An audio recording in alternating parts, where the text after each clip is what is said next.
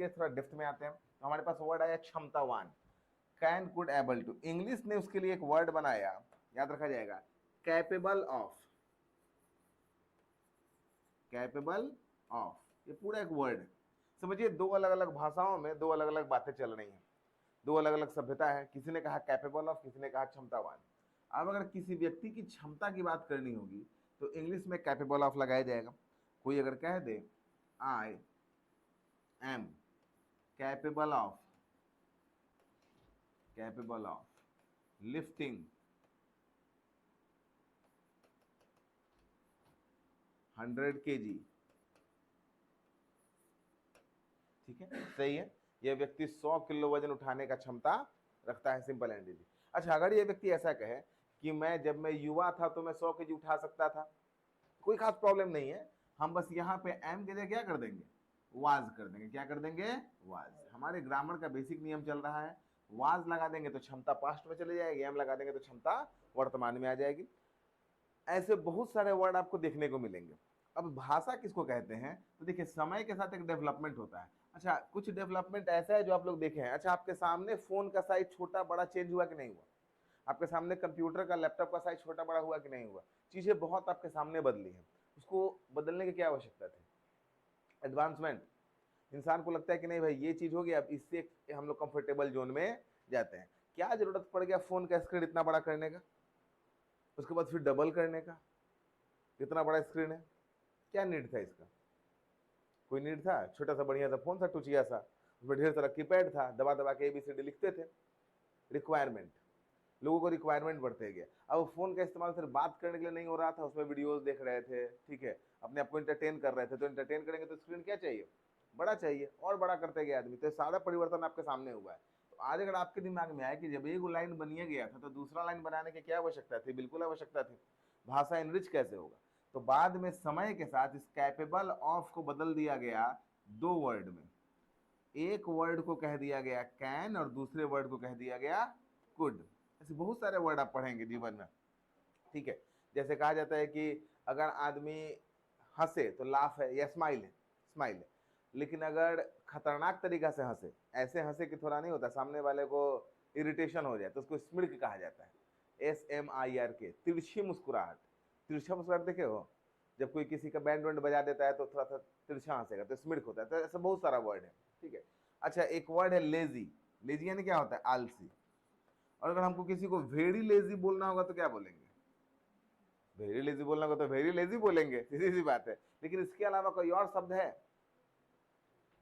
Indolent. कौन सा word है, याद कीजिएगा, इंडोलेंट।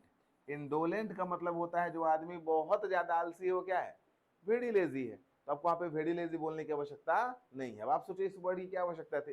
अरे दुनिया में आप किसी आलसी को देखे होंगे, और एक हम लोग कहते हैं कि सफा आलसी के चाचा है। तो आलसी के चाचा है का मतलब ज्यादा बड़ा वाला आलसी है। तो बड़ा वाला आलसी में कौन सा वर्ड लगाएंगे? इंडोलेंट। अब बोले सर उससे भी बड़ा आलसी होगा तो? बोले अभी तक पैदा नहीं हुआ ऐसा वर्ड, और वर्ड बन जाएगा समय के साथ, घबराने की आवश्यकता नहीं है। तो समय के साथ शब्द बनते हैं, नए शब्द को बनाया जाता है। तो अब दो वर्ड हमारे पास बनाया गया, कैन और कुड। कहा गया कि क्षमता या तो आप प्रेजेंट में बात कर रहे थे या पास्ट में। तो ये जो कैन है ये वर्तमान की क्षमता को दिखाएगा, प्रेजेंट को दिखाएगा, और ये जो कुड है ये पास्ट की क्षमता को दिखलाएगा, भूतकाल की क्षमता को दिखलाएगा। जो क्षमता आपके पास थी अब वो क्षमता आपके पास रही नहीं है। अब अगर थोड़ा सा डेप्थ में चला जाए तो पहले हम आपको दो सेंटेंस देते हैं, समझिएगा, कॉन्सेप्ट बड़ा जरूरी है। सेंटेंस वन कोई आपको कह देता है आई कैन टीच इंग्लिश, तो इस व्यक्ति के वर्तमान में ये क्षमता चल रही कि ये किसी को इंग्लिश पढ़ा सकता है। इसको ये भी कह सकता था व्यक्ति आई am capable of teaching English, कोई फर्क नहीं है। बट अब अपने आप में देखोगे वो थोड़ा लंबा हो जा रहा है, I am capable of teaching English, अर्थ वही है तो थोड़ा लंबा क्यों लिखेंगे। दूसरा सेंटेंस टू, अगर कोई व्यक्ति कह रहा है आई कुड रन माइल्स, इसका मतलब मैं मीलों दौड़ सकता था बट अब मैं दौड़ नहीं सकता हूं। यह दिखला रहा है कि व्यक्ति के अंदर वो क्षमता नहीं रही है। बिल्कुल सब कुछ बढ़िया चल रहा था, सब कुछ चंगा चल रहा था, दो वर्ड हमारे पास बना दिए गए थे। ये श्योर था कि इन वर्ड को सी से ही बनाना था, क्योंकि कहां से उठाए थे? कैपेबल ऑफ से बनाए थे। दो वर्ड आ गए कैन और कुड। बट थोड़ा सा यहाँ से आगे बढ़ा जाए और थोड़ा सा यहाँ से टेंस के कॉन्सेप्ट को देखा जाए, जो कि बड़ा जरूरी होता है देखने के लिए। टेंस, तो टेंस 3 होते हैं ना बउआ, प्रेजेंट, पास्ट और फ्यूचर। बहुत बढ़िया बात है। तो जरा तीनों को यहाँ पे हम आते हैं। चलिए, ये वाला एरिया आपका हो गया प्रेजेंट, ध्यान से देखा जाएगा। ये वाला एरिया आपका हो गया प्रेजेंट, ये बॉक्स आपका प्रेजेंट हो गया। अगर हम इसको बॉक्स के फॉर्म में एक बार और लिखें तो ये वाला जो आपका बॉक्स है ना, ये पास्ट है। और एक और बॉक्स बनाते हैं, और ये जो आपका बॉक्स है ये फ्यूचर है। जरा नियम से आते हैं। ये हमारा हिस्सा है प्रेजेंट,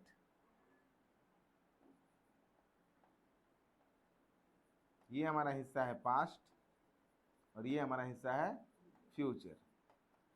जब ये तीनों बॉक्स हम बना रहे थे तो हम फ्यूचर और प्रेजेंट को बड़ा आपस में जोड़ के रखे, बट पास्ट को प्रेजेंट से थोड़ा सा अलग किए। इसको ब्लाइंड स्पॉट कहते हैं। ब्लाइंड स्पॉट क्या होता है जानते हैं आप? कितना भी अच्छा कैमरा लगा लीजिए, कोई ना कोई कमरे का एक ऐसा कॉर्नर बाकी रह जाता है जहाँ पे कैमरा का फोकस नहीं जाता है। उस स्थान को क्या कहा जाता है? ब्लाइंड स्पॉट कहा जाता है। जैसे ये कैमरा है, ये कैमरा उधर के एरिया को फोकस कर रहा है, अभी हम जहाँ खड़े हैं ये एरिया क्या हो जाएगा? ब्लाइंड स्पॉट हो जाएगा। अब अगर हम इस कैमरे को इधर घुमा देते हैं तो हम तो फोकस में आ गए, बट वो एरिया क्या हो गया? ब्लाइंड स्पॉट हो गया। बड़ा नेचुरल चीज है ये, हर जगह ये आपको प्राप्त होगा। बड़े से बड़ा कैमरा लगा लीजिए, क्या आ जाएगा? ब्लाइंड स्पॉट आ ही जाता है। बड़ा नेचुरल चीज है, वो यहाँ भी आपको देखने को मिलेगा। कहा गया कि कुछ घटनाएं ऐसी होती हैं जो ना प्रेजेंट होती हैं ना पास्ट होती हैं, वो प्रेजेंट और पास्ट के बीच में होती हैं, और इसको कहा गया है प्रेजेंट परफेक्ट। क्या कहा गया है? Present perfect. याद रखा जाएगा। प्रेजेंट परफेक्ट क्या होता है? जो ना ठीक से प्रेजेंट है ना ठीक से पास्ट है। काम खत्म हो गया है, बट उस काम को पास्ट में रखना संभव नहीं है। जैसे एक बात हमको बताया जाए, बालिक है, आज आप कितने बजे यहाँ पे संस्था पे पहुंची, कोचिंग पे? 7:12 पे। अब बताइए कि ये घटना वर्तमान में रखा जाएगा कि भूतकाल में रखा जाएगा? सोच के जवाब दिया जाए। 7:12, ये प्रेजेंट है या पास्ट है? प्रेजेंट है। तो बताओ बउआ, 7:30 क्या है? भविष्य। तो आज ही का समय है, लेकिन गुजर गया है। तो जो आज ही का समय है, गुजर गया है, वो ना प्रेजेंट है ना पास्ट है। वो पास्ट बन रहा है, धीरे धीरे पास्ट की तरफ अग्रसर है। ठीक है, कल तक वो पास्ट बन जाएगा। तो वही क्या है? प्रेजेंट परफेक्ट है। परफेक्ट का मतलब होता है कि आप इसमें हैव अथवा हैज का इस्तेमाल करते हैं। किसका इस्तेमाल करते हैं? हैव अथवा हैज का। मतलब आज अगर यहाँ पे 7:12 पे आप आई हैं तो आप लिखेंगी I have come here at 7:12 AM। कोई तकलीफ यहाँ तक नहीं है? इसकी चर्चा हमको क्यों लानी पड़ी? अब कोई व्यक्ति कहता है, ध्यान से देखा जाएगा, कि अगर आपके पास क्षमता पास्ट में थी तो आप कुड लगाओगे, चलिए बहुत अच्छी बात है। आपके पास क्षमता प्रेजेंट में थी तो आप क्या लगाओगे? कैन लगाओगे, बहुत बढ़िया बात है। बोले ई दुगो का क्या करोगे? ये भी तो दुगो जगह है। भविष्य में भी मेरे पास कोई क्षमता होने वाली है, चलो हमको नहीं पता है, बट उम्मीद करते हैं हो जाएगा। और ये जो क्षमता तुरंत तुरंत ना प्रेजेंट है ना पास्ट है, तुरंत अभी जस्ट, मतलब प्रेजेंट, पास्ट हो रहा है, प्रेजेंट हुआ है। यहाँ पे क्या करेंगे? तो बोला इन दोनों शब्दों के लिए, इन दोनों स्थानों के लिए एक ही वर्ड का निर्माण करेंगे, और उस वर्ड का नाम क्या होगा? Able to. और आपको भी पता है कि ये वर्ड कहाँ से लिया गया।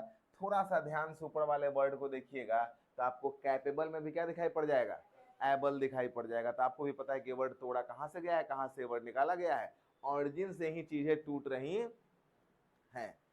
ऑरिजिन बड़ा इंपॉर्टेंट होता है, ऑरिजिन समझना बड़ा जरूरी होता है। किसी चीज का ऑरिजिन समझ लीजिए ना, टेंशन खत्म हो जाएगा। ऑरिजिन नहीं समझिएगा, टेंशन हमेशा बढ़ा हुआ रहेगा। ठीक है, पूरी दुनिया में 95% टेंशन इसलिए है कि लोगों को उस चीज का ऑरिजिन नहीं पता है। ठीक है, 95% टेंशन है पूरी दुनिया के, ऐसा नहीं कि पढ़ाई की बात हम कर रहे हैं। अभी इजराइल फिलिस्तीन वार हो रहा है, तो उसका टेंशन क्या है? ओरिजिन है, ठीक है, यरूशलेम का नाम सुने होंगे, सारा टेंशन वहीं बैठा हुआ है। अच्छा, उसका टेंशन क्यों है, कभी गौर किए हैं उसका? अच्छा, उसके बारे में कोई जानकारी ग्रहण किए आप लोग? कुछ जानकारी होगा बउआ? नहीं, तुम लोग तो इंस्टाग्राम चल रहा है, जीवन और बढ़िया है। हाँ बउआ, आप इजराइल फिलिस्तीन वार के बारे में कोई जानकारी नहीं? आपके बगल में नहीं? तुम छोटू? हाँ, एकदम चकचक चल रहा है दुनिया, दुनिया में बहुत शांति है। तुमने बुआ? ना, भारत में शांति है। आप जो हैं, आप जिस वर्ग में आते हैं, आप लोग इस देश के भविष्य हैं, और भविष्य अंधकारमय है, ये तो हमको दिख रहा है। आप लोगों को हर चीज के बारे में आप अपडेट नहीं रहेंगे तो कौन रहेगा? आज अगर हम अपडेट नहीं रहते तो कोई टेंशन नहीं था। मेरा समय जा रहा है, आपको अपडेट रहना होगा। और बात भारत की नहीं है, बात दुनिया के, वर्ल्ड लेवल की है ना। आपको हर चीज के बारे में जानकारी रहना। काम कहीं और होता है, प्रभाव कहीं और होता है, तो जानकारी होना चाहिए। उसके बारे में कभी पढ़िए, इंस्टाग्राम फेसबुक से ऊपर उठिए, जानकारी स्वयं रखिए। आप बताइए सर कि उसका मुख्य वजह क्या है विवाद का? हाँ, हुआ ये था कि यहूदियों को जब निकाला गया था, तब उन्होंने एक जमीन का पूरा टुकड़ा खरीदा, जिसको आज उस समय का जेरूसलम आता इजराइल है। और सर, मुसलमानों का एक धार्मिक स्थान है जेरूसलम, वो उसको छोड़ना नहीं चाहता, लेकिन वो बेच चुका और ये उसको छोड़ना नहीं चाहता। 0.3% सही है, 0.3, 97.7% एरर है। विवाद खरीदने बेचने को लेकर नहीं है, विवाद है कि वो तीनों का धर्म स्थल है। तीन धर्म समुदायों का वो धर्म स्थल है यरूशलेम, यहूदियों का, ठीक है, मुस्लिमों का, और क्रिश्चियनिज्म का, क्रिश्चियनिटी का भी है वो धर्म स्थल। बड़ी खतरनाक चीज, इस चीज को जब देखिएगा आपको लगेगा माई गॉड क्या है, झगड़ा कुछ है ही नहीं है, झगड़ा एकदम घर वाला झगड़ा है। अच्छा, कभी आप गौर किए हो, गांव में झगड़ा अपने पटीदार से ज्यादा होता है, बशर्ते के दूसरे से हो, क्योंकि आप लोग एक ही घर से डेवलप हुए हैं, एक ही घर से निकले हैं, तो आपके जमीन के बगल में वो पक्का उसका जमीन होगा, और जमीन में आधा इंच बढ़ जाएगा और आप भाल लेके खड़े हो जाओगे, हमारे तो गोली क्यों ना बोली। तो वो नियम होता है, यहाँ भी वही कंडीशन है, हमारे यहाँ भी वही है। हमारे यहाँ भी अगर आप देखा जाए तो सिख हो गए, बौद्ध हो गए, जैन हो गए, सारे हिंदुइज्म से निकले हुए हैं। तो हमारे यहाँ भी आपसी विवाद चलते रहता है किसी किसी चीज को लेके। अब एक दिन किसी को ये आपका शायद कोई बड़े ही व्यक्ति थे, तो उन्होंने कहा था कि अगर सभी मंदिरों का ठीक से जांच हो जाए तो मालूम चला कि सब बुद्ध का मूर्ति है। ठीक है चाचा, रुक जाओ, काहे बवाल के लिए हो? तो ये सब बात ऐसा नहीं कि आप इस पर युद्ध कर सकते हैं। झगड़ा करना है तो भाई साहब तुरंत जाइए रोड पे, देखो तलवार लेके लाठी चला दीजिए। बट अगर चीजों को तार्किक रूप से समझना है तो आप उसको समझिएगा। तुम क्या बोले, प्रॉब्लम कहाँ है?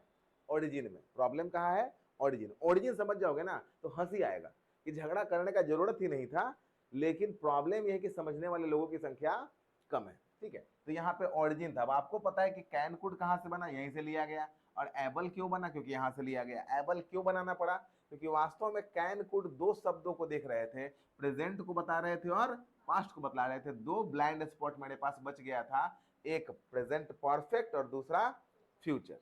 प्रेजेंट परफेक्ट में किसका इस्तेमाल होता है, हैव या हैज का। ये इंग्लिश का नियम है कि किसी भी परफेक्ट में हैव हैज फैमिली आ जाएगा। प्रेजेंट परफेक्ट है तो हैव हैज आया है, पास्ट परफेक्ट होगा तो हैड आ जाएगा, लेकिन ठीक है आएगा।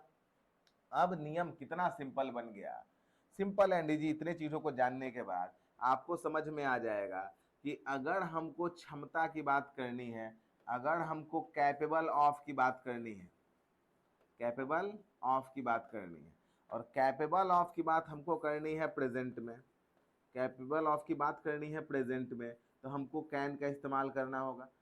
कैपेबल ऑफ का बात करना है पास्ट में तो हमको कुड का इस्तेमाल करना होगा।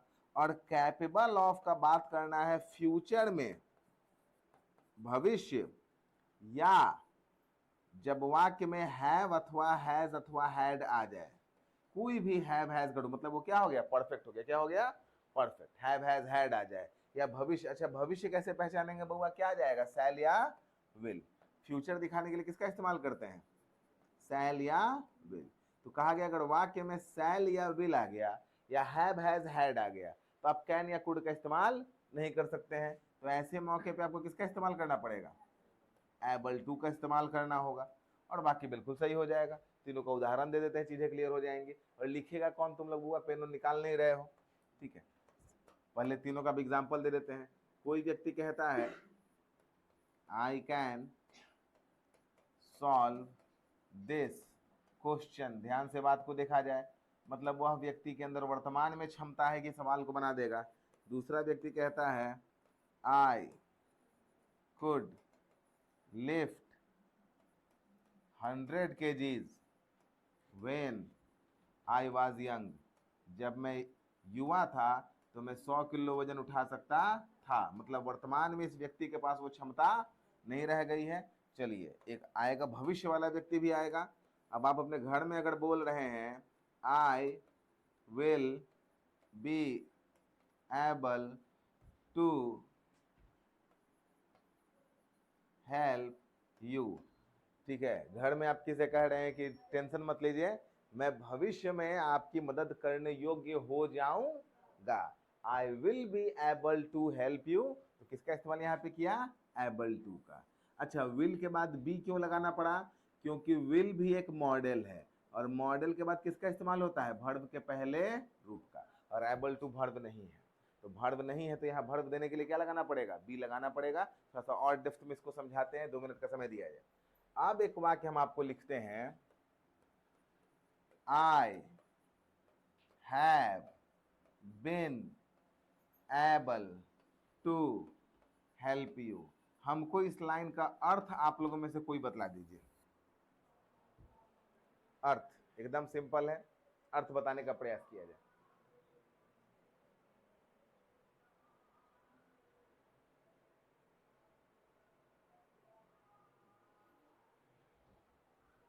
हम ऐसे इसमें कुछ नहीं लिखे हैं जो डिफिकल्ट हो, कोई ऐसा शब्द नहीं जो आपको नहीं आ रहा है, बट अर्थ हमको पूरा उम्मीद है कि नहीं निकाल पाइएगा।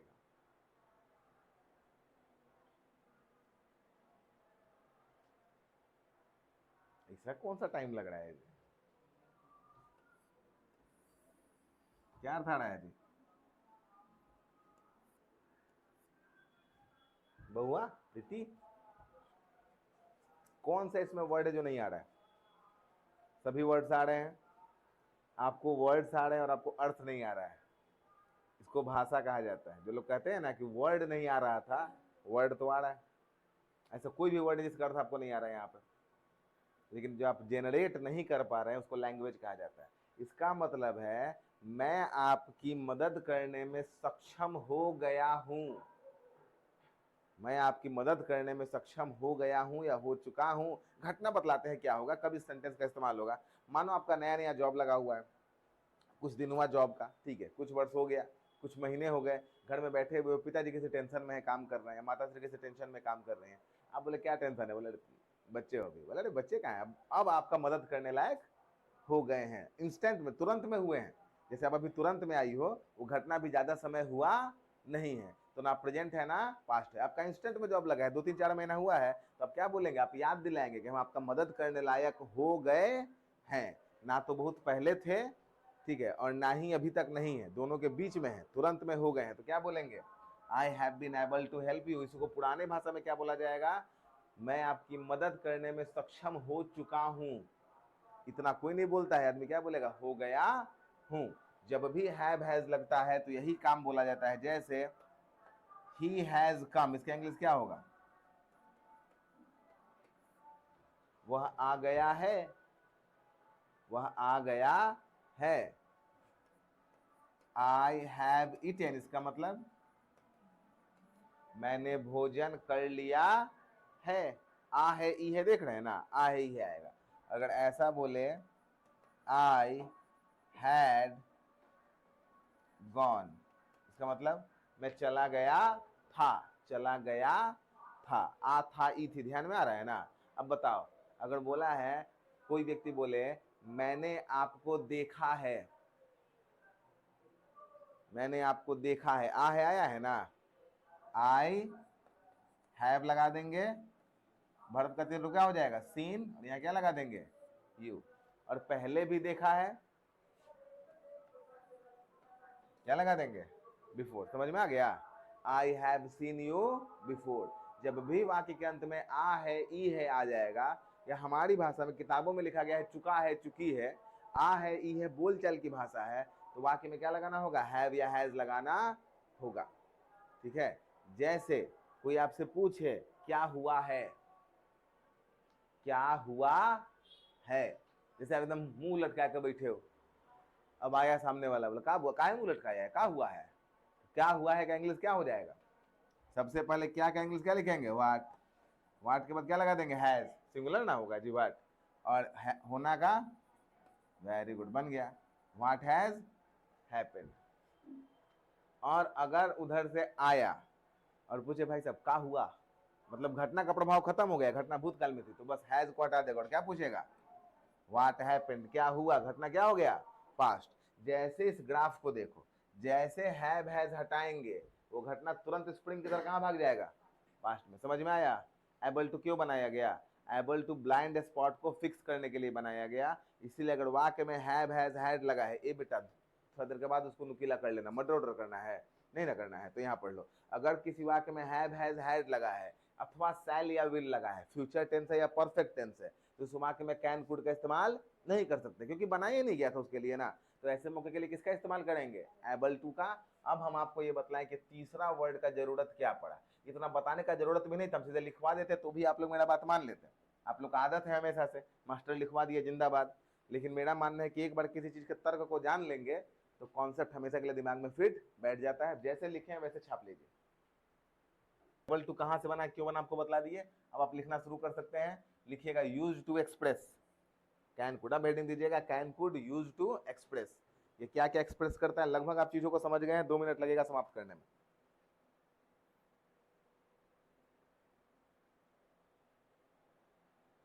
यूज टू एक्सप्रेस,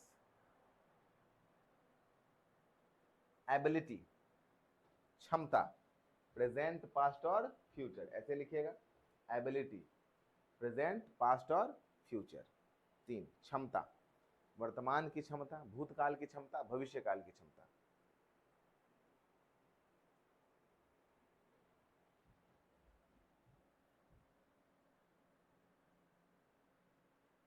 चलिए एग्जाम्पल लिखिए।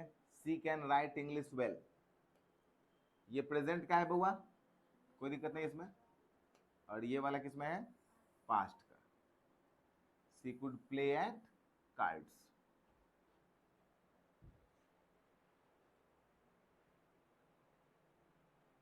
लिख लिया जाए तो बताएंगे कि प्ले कार्ड्स क्यों नहीं लिखे, प्ले एट कार्ड्स क्यों लिखे। पहले इसको लिख लिया जाए, नहीं तो फिर रास्ता भटक जाएंगे हम लोग। लिख लिया वो, समझ में आया कसम से? मुस्कुराओ, घर वाला निकाल दिया, नहीं तो मुस्कुराओ, खुश रहो, दुखी का है? तुम लोग का उम्र अभी युवा है, तुम लोग का चेहरा देखे सामने वालों को खुश होना चाहिए, तो तुम लोग ऐसे ही और पढ़ाइएगा। ये क्या है?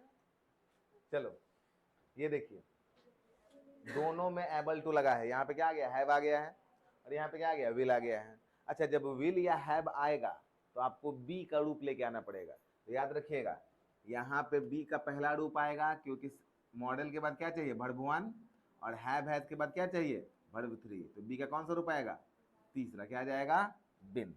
आपको यहाँ समझ में नहीं आया होगा, क्योंकि बी का रूप कैसे चेंज हुआ, क्योंकि आप एक दिन क्लास नहीं आए थे, एब्सेंट किए थे ना जी, याद है? उसी दिन ये पढ़ाई थे। तो कोई बात नहीं, तनाव ना ले कृपया, किसी के कॉपी लेके लिख लीजिएगा, समझाने का काम मेरा है। अभी तो समझ में आ गया कि एबल टू के साथ विल और हैव लगेगा। हाँ तो बस लिख लिया जाए।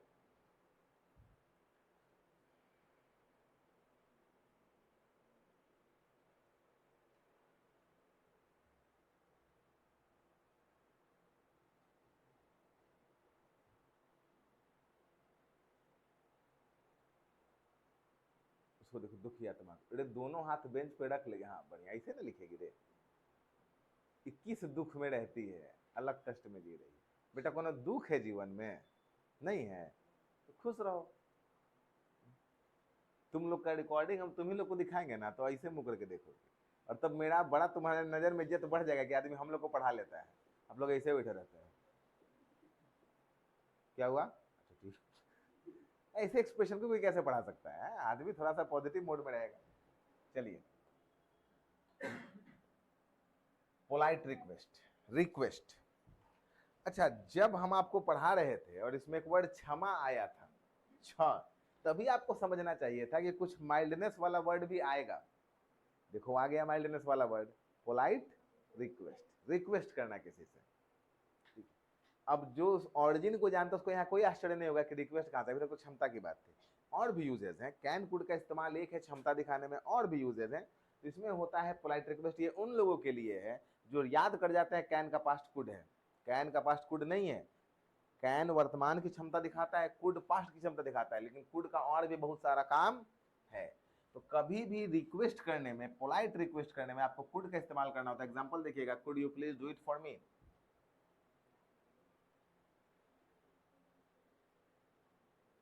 Could you please do it for me. अब बताओ ये प्रेजेंट है कि पास्ट है? प्रेजेंट है ना बुआ। ये कह रहा है कि क्या मेरा मदद करेंगे, क्या मुझे कुछ पैसे देंगे, वर्तमान की बात कर रहा है और वर्तमान में कुड लगाया है। अब जो रटा हुआ है कि कुड पास्ट होता है वो समझे, ऐसा कहाँ लिखा गया कुड पास्ट होता है? कैन एक अलग वर्ड है, कुड एक अलग वर्ड है, दोनों की अपनी अपनी क्षमताएं हैं, कैन और कुड। अब देखिए, मे का इस्तेमाल करके भी रिक्वेस्ट करते हैं, बट वो फॉर्मल रिक्वेस्ट होता है। कुड का इस्तेमाल करके भी रिक्वेस्ट करते हैं, वो इनफॉर्मल रिक्वेस्ट होता है। इनफॉर्मल का मतलब टेक्निकल भाषा में समझिए कि यहाँ पे किसका इस्तेमाल हुआ है, प्लीज।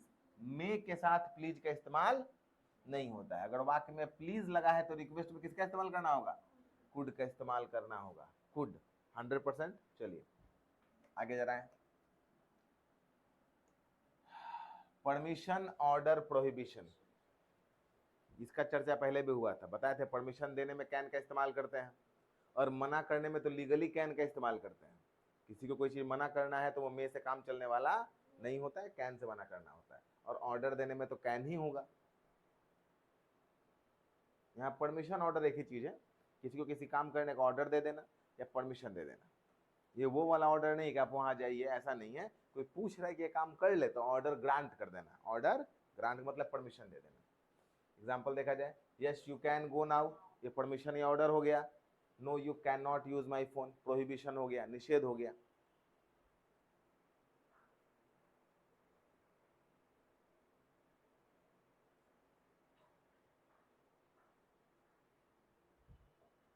और नाजनीन, तुम तो 3 दिन लगातार आ गई बेटा, ये तो ये अच्छा बात है। कोशिश करो कि 3-4 दिन और आओ लगातार, फिर तो तुम एब्सेंट होगी ही होगी। कहाँ 3 दिन आओगे, कौन सा वार है, गुरुवार है ना? शुक्रवार आओगी, शनिवार आओगी, फिर रविवार तो नहीं आओगी, ठीक है। चलिए, ऑफर, ये बड़ा इंपॉर्टेंट वर्ड है, ऑफर। ऑफर क्या होता है समझा जाएगा।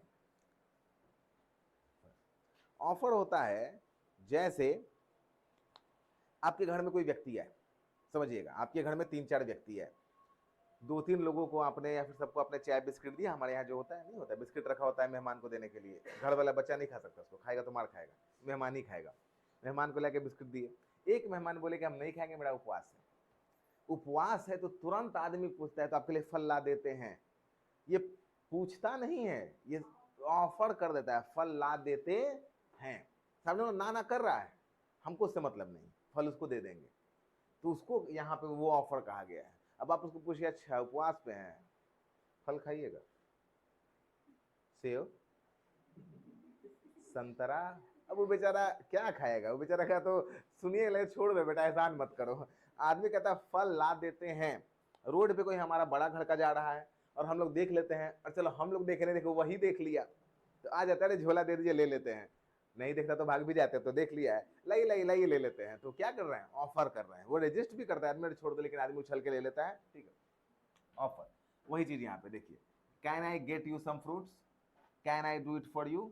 ये सामने वाले को बहुत ही नहीं होता है, माइल्ड वे में एक प्रपोजल देना कि आपके लिए काम कर देते हैं, तनाव ना लिया जाए।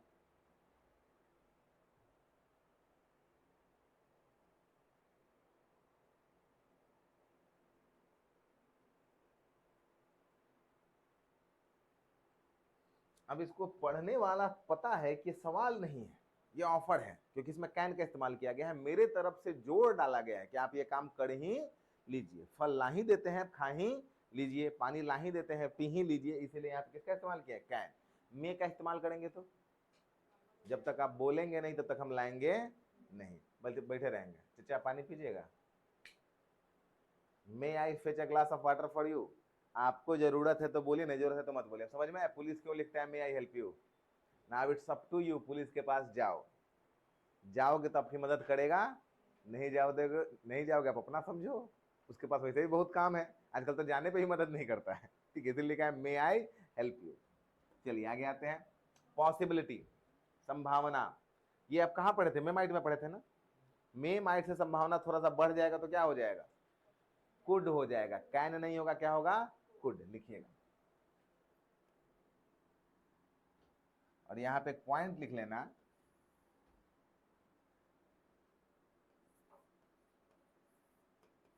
Logical conclusion. जब आप कोई संभावना बता रहे हो, कोई भी संभावना के बारे में बात कर रहे हो, और संभावना को साबित करने के लिए आपके दिमाग में कोई तर्क चल रहा है, तो वहां पे किसका इस्तेमाल करना होगा? कुड का। किसका इस्तेमाल करना होगा? कुड का। जैसे जैसे आपने कोई क्वेश्चन सॉल्व किया, सॉल्व करने के बाद आपके प्रोसेस के बाद आपका आंसर आया ऑप्शन सी, किताब पलटे आंसर दिया है ऑप्शन बी। उन्होंने कहा अरे बी कैसे दे दिया, इसका आंसर तो सी होना चाहिए, आंसर सी होना चाहिए। अब आंसर बाद शुड नहीं लगाएंगे, हम बोलेंगे she could be the answer, she could be the answer. अच्छा एक बार बताइए, एक महिला वुमेन और एक पुरुष मैन, कहीं दोनों शॉपिंग कर रहे हैं। महिला 500 साड़ी निकलवा ली है, पुरुष यहां चुपचाप देवता जैसा खड़ा है, एक शब्द नहीं बोल रहा है। दोनों के बीच में क्या रिलेशन है? हस्बैंड। एकदम यही ऑप्शन ही है, कोई दूसरा ऑप्शन वहां पे पैदा ही नहीं होता है। ठीक है, आपको बोला, आपको कैसे पता हस्बैंड वाइफ? तर्क। ये हस्बैंड ही ऐसा जीव है जो ऐसा रहेगा, और दुकानदार 501वां साड़ी निकाल के हस्बैंड को देखेगा, हस्बैंड लाइक सॉरी, और साड़ी दिखाइए। और महिला में इतना क्षमता होता है कि 2000 साड़ी निकलवा के बोलेगी नहीं कलर पसंद नहीं आया, एंड यू लाइक कलर। अरे बचा क्या है धरती पे? जितना कलर बना हुआ था धरती पे सब तुम्हारे सामने है, कोई भी उठा लो यार, लेकिन नहीं नहीं पसंद नहीं आया, कुछ नया नहीं आया है। और दुकानदार उसको कुछ नहीं बोलेगा, उसको बोलेगा नहीं मैम, और आपकी तरफ ऐसे देखेगा, एंड यू लाइक सॉरी। ठीक है, तो ये क्या है? तो ये हस्बैंड वाइफ है, ये आपको तर्क पता चल गया। अब तर्क पता चल गया, लेकिन आप 100% श्योर तो नहीं है। चलो, तो आप यहाँ पे क्या बोलेंगे? She could be his wife, she could be his wife, मतलब पत्नी होगी। ठीक है। अच्छा, अगर आप कुड भी नहीं बोल के यहाँ पे माइट भी बोल दोगे तो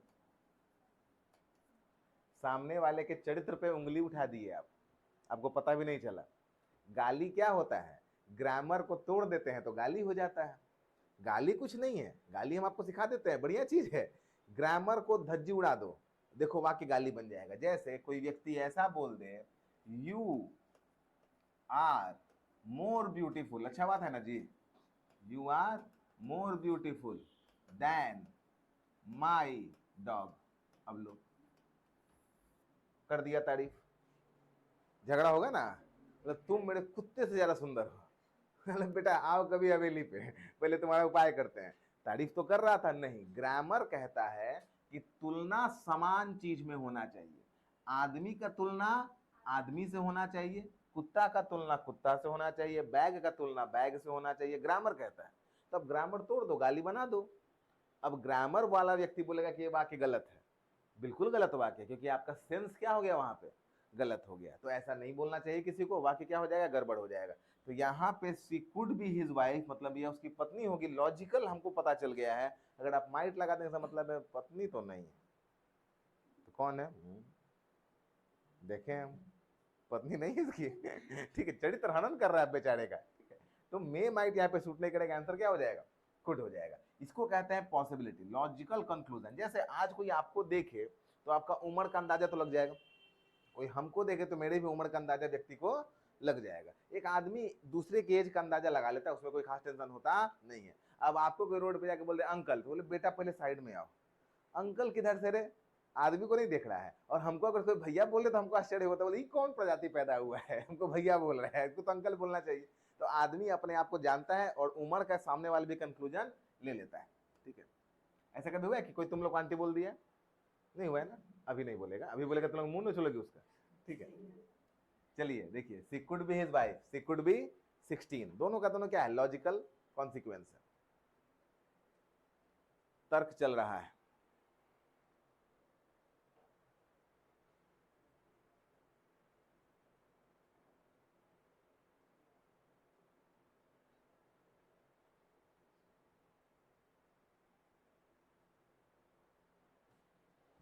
अगले यूज पे आते हैं, कुड प्लस हैव, और मेरे ख्याल से हमको ये पढ़ाना नहीं पड़ेगा। कुड में हैव लग गया तो कहां जाएगा, पास्ट, और क्या दिखाएगा, निगेटिविटी। तो कोई क्षमता जो भूतकाल में आपके पास था लेकिन आप उस क्षमता का इस्तेमाल नहीं किए, उस वो कौन दिखाएगा, कुड हैव। पहले ये लिख लिया जाए, समझ में आएगा, कुड हैव। देख प्रीति 2-3 बार बोले हैं, पूछना है हमसे पूछेगी, पड़ोसी का कॉपी देख के नहीं लिखेगी। अब फिर मुंह बनाइए 4 तरीका से, अरे पूछा करो। ठीक है, तुमको क्या लगता है तुम आंख घुमा घुमा के पड़ोसी कॉपी देगी, हमको पता नहीं चलेगा? हा? अरे ये ऐसे ही सफेद थोड़ी हुआ है बेटा, मेरा भी कहानी बहुत रंगीन है। तो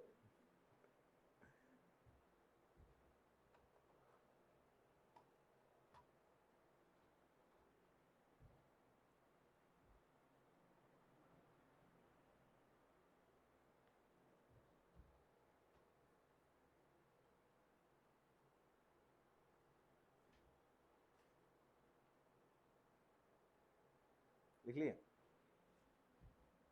समझे? This form is used for past activity while indicating that the action did not take place. भूतकाल में काम हुआ ही नहीं है, बल्कि एग्जांपल ही के समझ में आ जाएगा। और इसका अर्थ देखिए,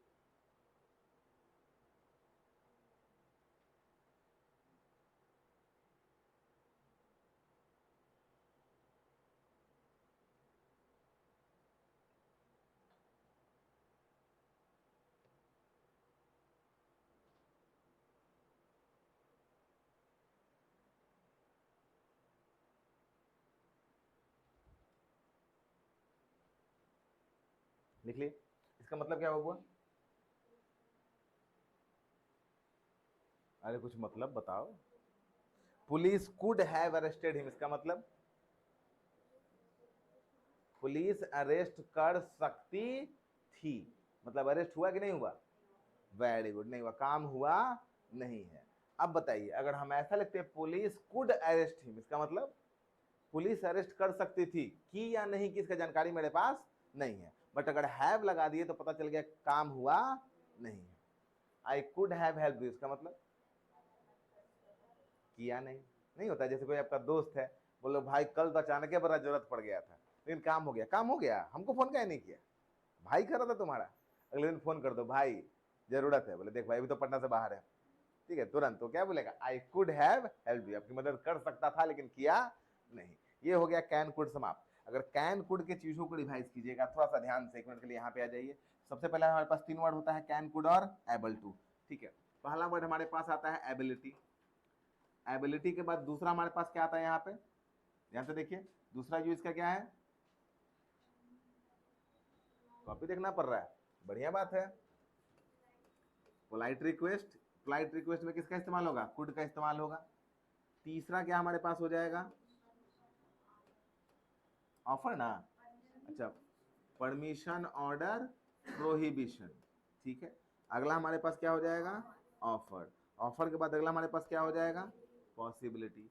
पॉसिबिलिटी के बाद अगला हमारे पास क्या हो जाएगा, कुड प्लस हैव। अच्छा गौर से देखिए, 1 2 3 4 5 इतना ही यूज में माइट में था।